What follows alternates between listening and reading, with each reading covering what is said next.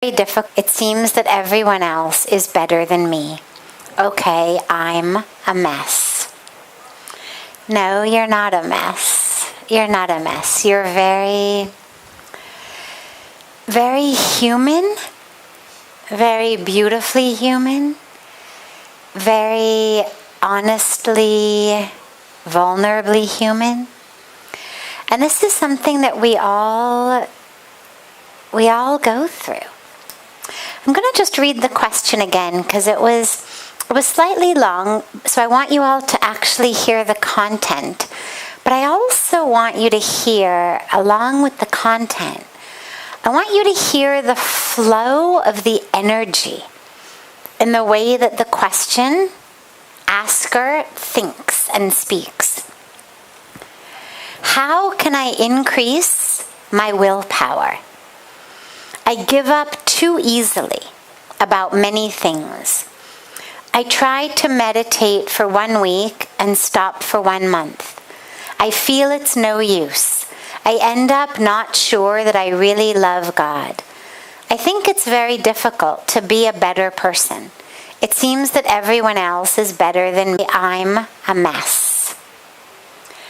Now, aside from the struggles that this person is having, which are so common, if you notice the flow of the words and the sentences, what you'll notice also is that in the midst of that struggle, he or she isn't even exactly sure what they're struggling about. So we begin with a willpower problem. How do I increase my willpower? A sentence or two later, we're in the problem of, do I even love God? A sentence later, we're in the problem that I'm not a good person. Everybody else is better than I am. I'm not a good person. So we don't even have one problem that stays with us. I don't have willpower means essentially, in general, I'm a good person. I'm a committed person, but I've got this weakness of my willpower and I need to increase it. Okay. Then we've got a situation of, how do I even know if I love God? I mean, that's huge. Completely separate problem, but that's a huge, pervasive, core of myself. I mean, to love God or not to love God isn't the sort of dilemma like, I don't know if I prefer strawberry or vanilla ice cream. It's a very deep core issue.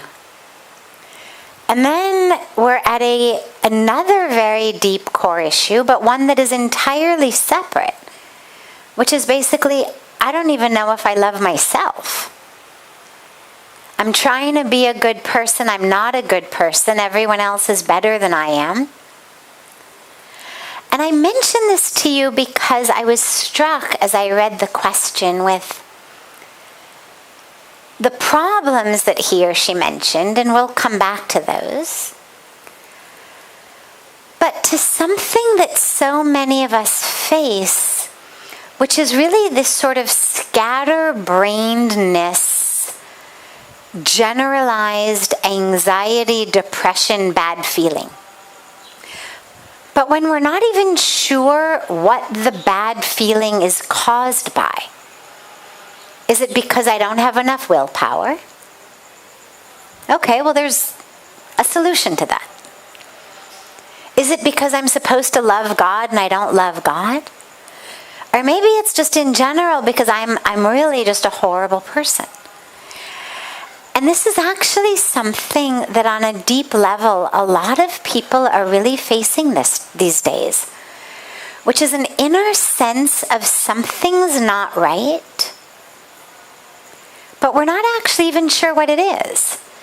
And we're really scatterbrained about the idea of what might be wrong with us.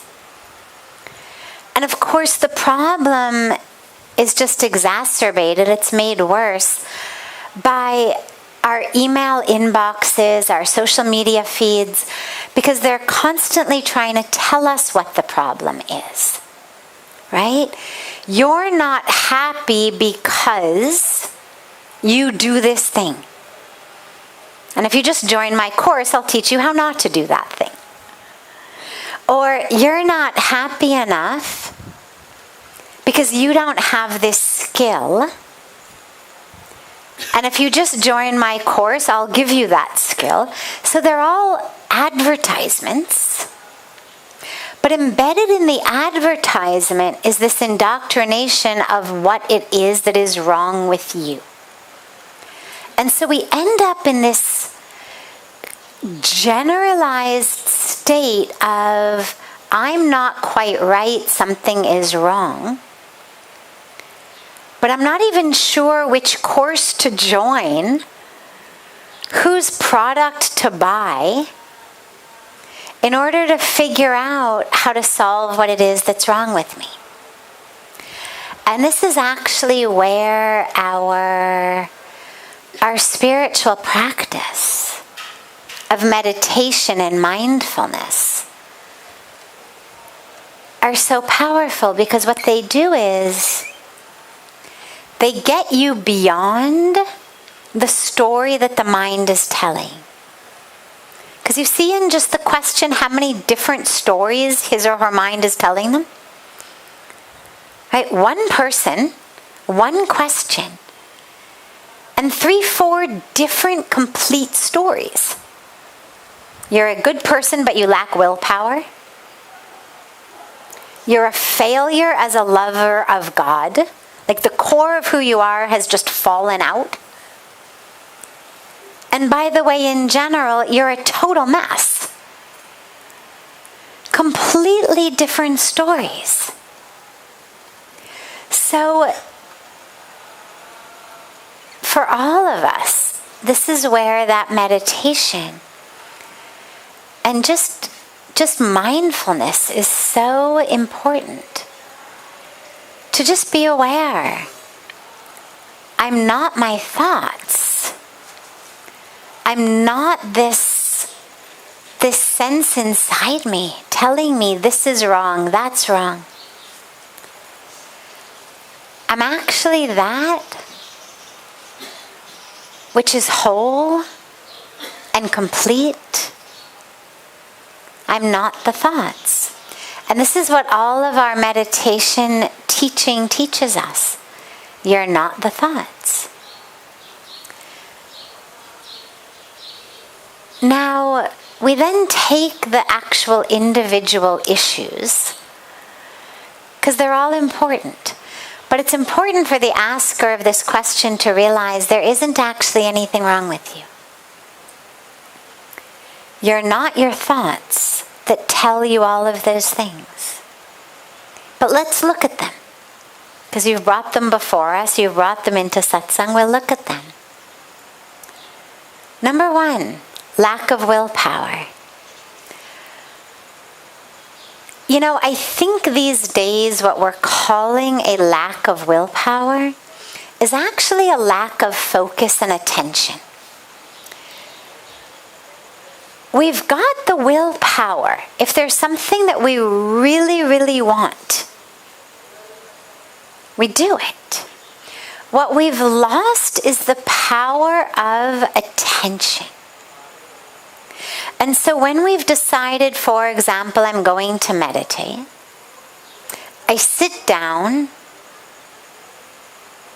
I've got to stay focused, I've got to stay attentive, but I'm not able to do that so well, so I jump up, meditation is over.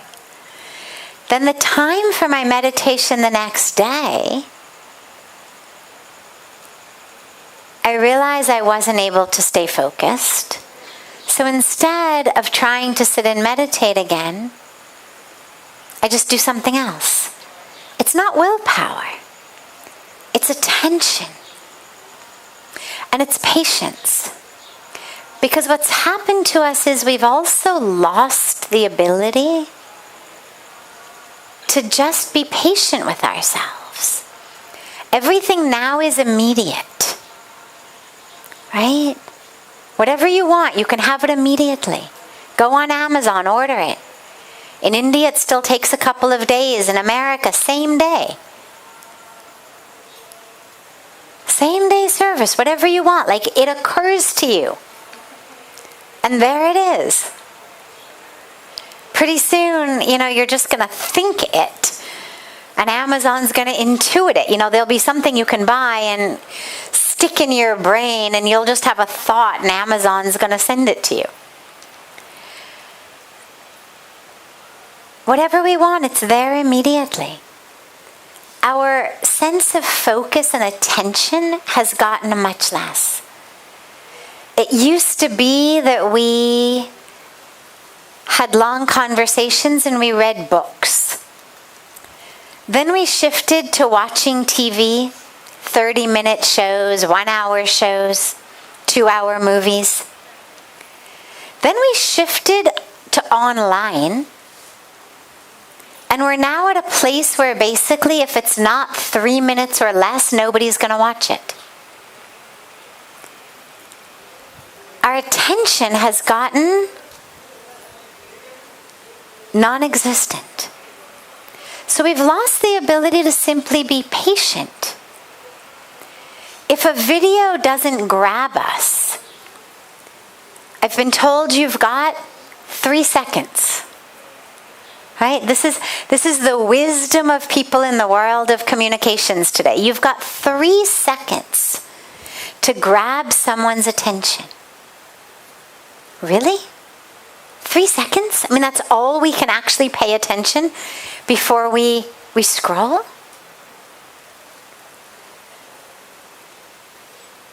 We're only a few years from entire generations of books that began slow. I mean, there was an arc that a book had. There was an arc that a movie had. But we're even losing our ability to be attentive and patient for that. So I think a lot of what is happening with our willpower is just our ability to actually sit there in meditation. Okay, nothing's happening at the moment, no problem. I'm just going to be aware of that nothingness.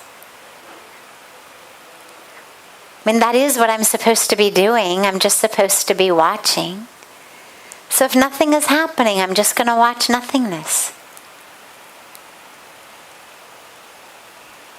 Now frustration is happening. Okay, I'll just watch frustration. In nothingness, in frustration, I'm breathing. I'm watching my breath.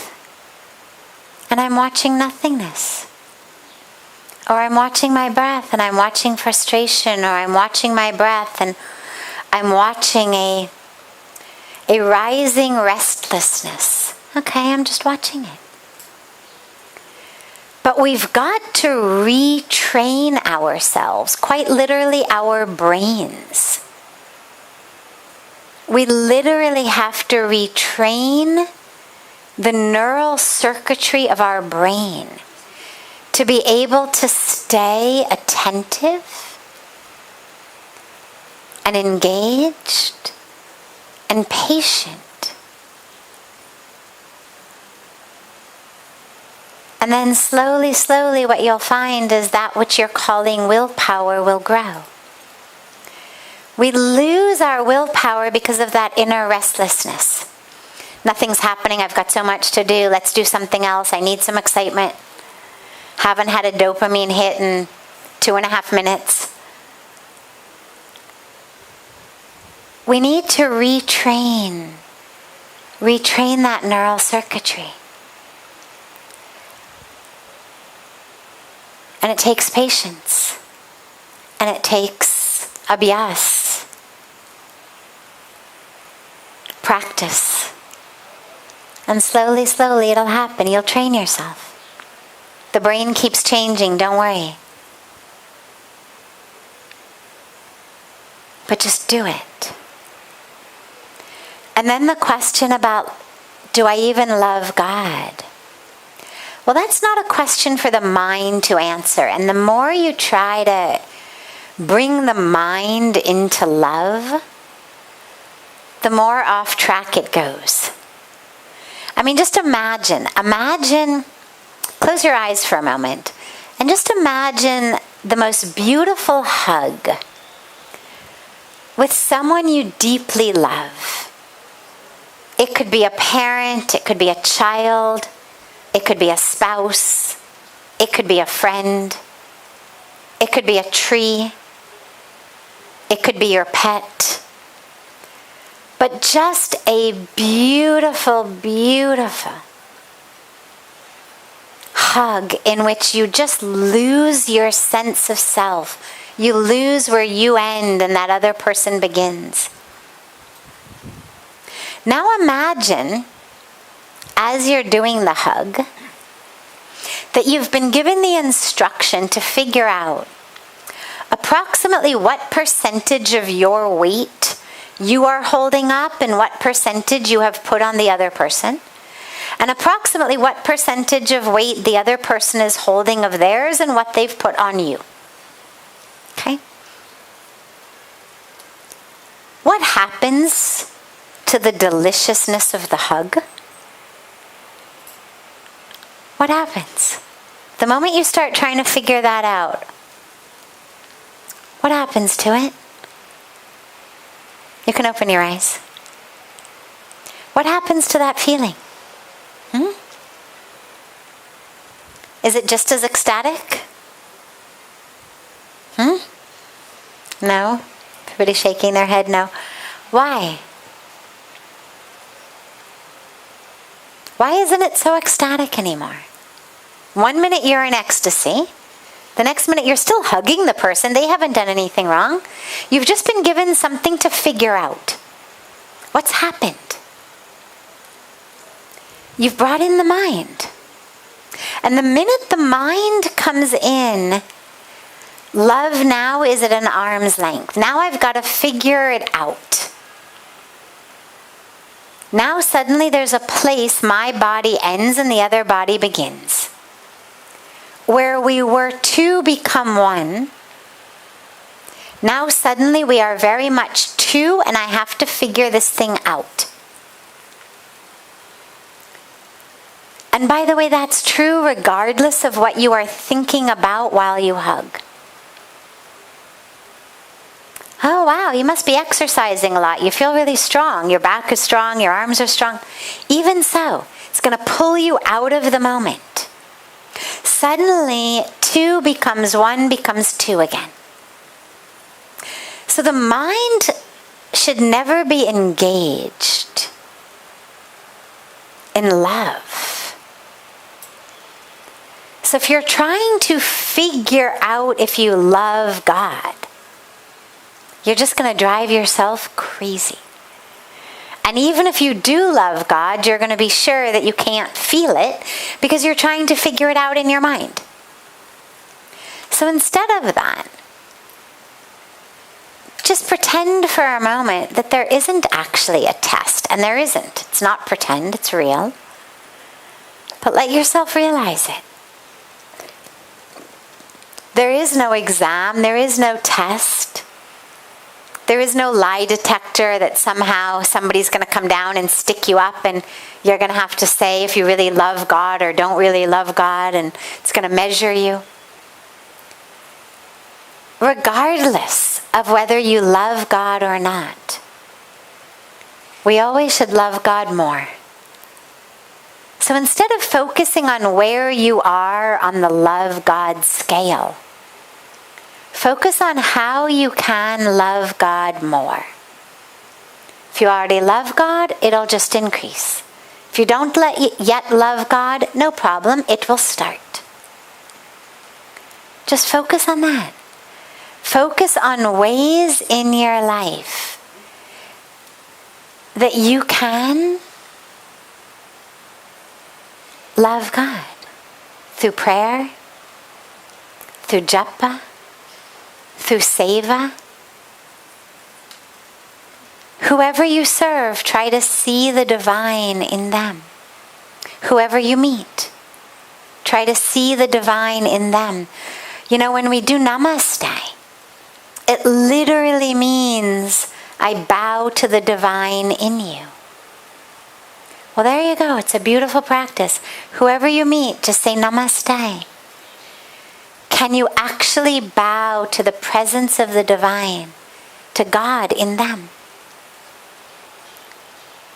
Bow to God in them. And if they happen to be someone you love, well, there you go. Love God in them. And slowly, slowly, slowly that love will blossom. And lastly, it isn't hard to be a better person unless you are competing against other people. And we should never compete against other people in anything. We should only check ourselves within ourselves. So if yesterday I got angry 5 times, maybe today I could get angry only 4 times. And if you got angry 8 times today, okay. At the end of the day, we pray to God for the strength that tomorrow I should get angry less. Don't compare yourself to others. Compare yourself only to what you know about the truth of yourself. Are you living as an instrument of the divine? Are you living as an embodiment of the divine? Are you living as love? Are you living as truth? Are you doing your best? It's all that can be asked of you. Just do your best. And if you find that your best doesn't satisfy you, no problem. Just ask God for the strength. The strength to do better the next day. In the morning, pray for the strength. And it'll be given, you'll have it. But remember, you're human. We're divine spiritual beings in a human experience. And in that human experience, we struggle. It's okay. The goal is not to figure out how to do this human thing perfectly. Inherent in the very nature of being human is we're going to keep messing it up. The point is to realize that we're here to do our very best as humans, but to realize that at the core of who we are, we're divine, regardless of how much we mess up the human part. And to connect with that divine inside you. So know you are not a mess. Believe in yourself. Feel that presence of the divine in you. You are not a mess, I promise. Beautiful. Does anyone here have any questions? Yes. Pranam Sadhviji. This is my last day. I'm in tears, but yes, this is not my last day. Definitely I will come again. So I have so many questions, but I was just writing in my mobile when you were saying, because it was coming back to back. So let me just read it out, all the questions. Sure, no problem. So like after meeting you yesterday, so I'm feeling so blessed and so good that my spiritual journey also can be completed if I'll go forward, because it's a kind of magnet which attracting me moment by moment. So I'm also feeling that this is my spiritual journey. Now it will begin, because since my childhood I was so, I was so connected to the God. That's why I'm not married. My age is 30. My parents are saying go and get married. I said no, this is not my journey to go and get married. So that's the thing. And also Guruji said today the 3 things that be usable, be yogi, and be successful to give your service to the people. So yes, I don't know how to do exactly, but somewhere according to my understanding, I'm doing that. But I'm not yogi still. So I wanted to be a yogi, and the thing is that it's. I will say that. Will you be accept me as your student? I don't know what I will do what I have to do for that, but I want to be your student. I want to learn more, and I want to be a spiritual person. And then the question is that like in the morning or in the evening, I'm doing the puja, I'm sitting with God, and again I'm getting that you have a meeting, you have a schedule for the other things, and I'm not able to give the time which I wanted to give, maybe hour or 2 hours. So how to balance that? Because I wanted to devote my time to the God, but I do have other responsibilities to perform. Sure. So that's, I'm not happy sometimes. I'm sitting with God and my mind is somewhere else, that I need to do that, I need to conduct a meeting, I need to take that session. Done. And so on. So that's a mess for me again. And also I'm hungry for I'm really hungry. I have thousands of questions to ask you, but I know this is a time limit, and Okay, there are so many people. We'll start with what you've given, and then we'll take it from there. Sure, thank you. First of all, you are a spiritual person already, a deeply spiritual person.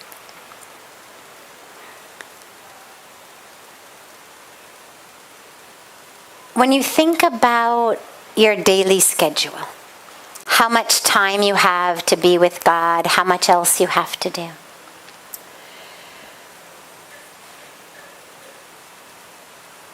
If you're with someone you love, let's say you are sitting with your mom or your dad or a good friend, okay? You really love this person. And you're sitting with them, and maybe you're sitting with them for 2-3 hours. But every 2 seconds, they pick up their phone and they're, okay? Now you're talking to them, and they're like,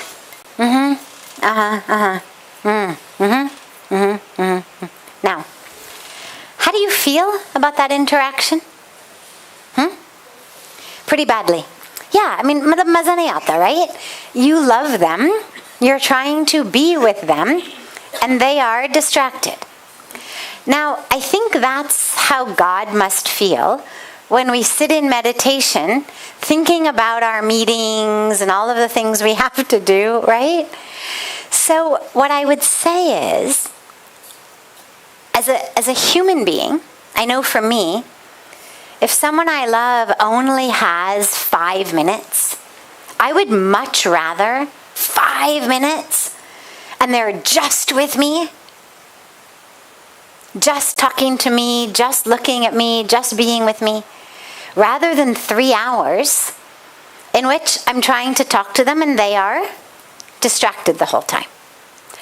And so I have to imagine that maybe God feels the same way.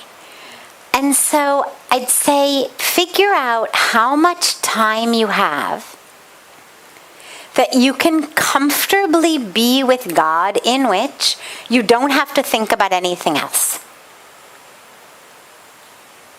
Let's say you've got a meeting at 10 o'clock. Well, don't schedule your meditation until 9:45. Obviously, that's going to start to create a very stressful situation. Naturally, you will be thinking the meeting. But if you've got a meeting at 10, and it takes you maybe half an hour to get there, and you meditate from, say, 6 to 8, well, you've got an hour and a half then still at home to do whatever you need to do. Or maybe you spend an hour at home, you leave half an hour early, you're there half an hour early, however you plan it. But the point is, don't schedule your meditation in such a way that it's going to start coming up too close to what you've got to get done, so that the mind starts thinking about it. And if it means that you meditate a little bit less, or get up a little earlier, do it like that. Maybe instead of 2 hours, you meditate an hour. But you really do it focused on God. You're not thinking about what else you have to do. I think that, first of all, it's going to be much more satisfying for you. And I also think it's probably going to be more satisfying for God to really have you there fully. To Himself, herself, God's self, rather than sharing you with your thoughts about the meeting. But the other piece is, since you mentioned that you are not planning to get married and that you really want to live more of a spiritual life, I was speaking the other night about the concept of how much is enough. Like, how much do we really need? Because a lot of people work way more hours a day than they need to in order to have what really is enough for them. Now, there's no right answer to that. Everybody is different. There's no right, there's no wrong, there's no better, there's no worse. Different people have different visions, different ideals, different dharmas, different opportunities. But what you need to ask yourself is, okay, I've got this particular job. It's got this particular benefits, opportunities. But it requires this much of my time. Maybe, and I don't know the answer to this, but it's just something for you to think about. Maybe there's a job I could take that still gives me what I need, that is still enough on my plate, but actually leaves me with some more time to be focused on God, some more time to do seva, some more time to learn the Vedas you were talking about, some more time to visit spiritual places. Allow that possibility to exist. We've got very specific cultural indoctrinations around what counts as success. And we really need to be able to open up our definition of success. And to realize that not everyone's definition of success is going to be the same as everyone else's. And not to mold your life after someone else's definition of success. You've already done that by the choice of not getting married. And you may find yourself wanting to do that in the choice of a job or a career. Something that's in line with really what your deepest and highest values are. But that obviously gives you enough. So just allow yourself to think about that as well. And only you are going to know the answer to that. Okay? Beautiful. Beautiful. Yes. प्रणाम माता जी, मैं देहरादून से हूँ. I will speak in English. I feel pretty confused many times, and I do my sadhana. I have considered Pandit Shri Ram Sharma Acharya as my guru, but when I say that I have to do guru's work, and much is needed from me, and I am not fulfilling that. Somewhere the heart is with little pain that I have so much potential within me, and in some or the other way the world is not understanding that. And you mean in terms of your work, in terms of your career, or in terms of your sadhana? Also in terms of, firstly, my sadhana.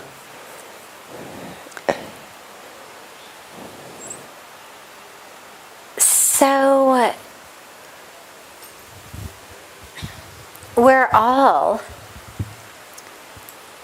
in many ways, we're all in the same boat. We've got so much potential. On a spiritual level, so much potential, so much possibility to realize, to experience, to be. But we're not manifesting it. And of course, the reason for that in many cases is we're distracted. We're trying to run in too many different directions simultaneously. And this is where, in our sadhana time, it's really important to be focused on sadhana. Schedule it at a time of the day in which you're not going to be distracted, either logistically or mentally. Schedule it in a place that you won't be distracted. Really dedicate that time to it.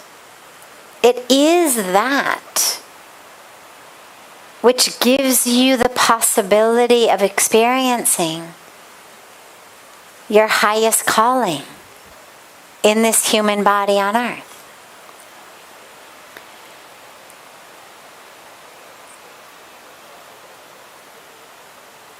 When you stand up from your sadhana, though, and you move through the world, if I change suddenly how I think, that in my sadhana it's all about I am one with all, I am one with all, I am one with God, then I walk out of my sadhana and it's all about how can I cheat other people out of their money so I have more, or how can I step on someone else's head to get ahead in the company, how can I grab and grasp and push these people out of the way. Well, we're undermining our own sadhana. Sadhana doesn't exist in a vacuum. It's not separate from the rest of our life. It's that fragrance that stays with us as we move through the world. So carry that fragrance of your sadhana. Yes, you go to work, you do your work, but do it with the fragrance of sadhana, of knowing I'm an instrument in God's hands. I offer myself fully. My skills, my abilities, my time, my talent, my resources, I offer them. When we do the beautiful yajna ceremony, we offer into the fire, into the fire, into the fire. It reminds us that's what our life is supposed to be. We sit in a circle around it, not in the center of the fire. And we offer into the fire. It reminds us in life, we should be the ones offering and offering and offering. When you try to be the one in the center, you get burned. Quite literally. Like trying to sit in the yajna fire. You're going to get burned. Instead, remember, your role is to offer whatever you've got, your time, your abilities, your resources, your skills. We offer them to the divine, to the creation, as an instrument. And then that beautiful sadhana stays with you even as you are thriving, succeeding, in whatever way you may be, in your job as well. But keep them as one flowing thing rather than two separate things. One is your closed eye sadhana, one is your open eye sadhana. Okay? Wonderful.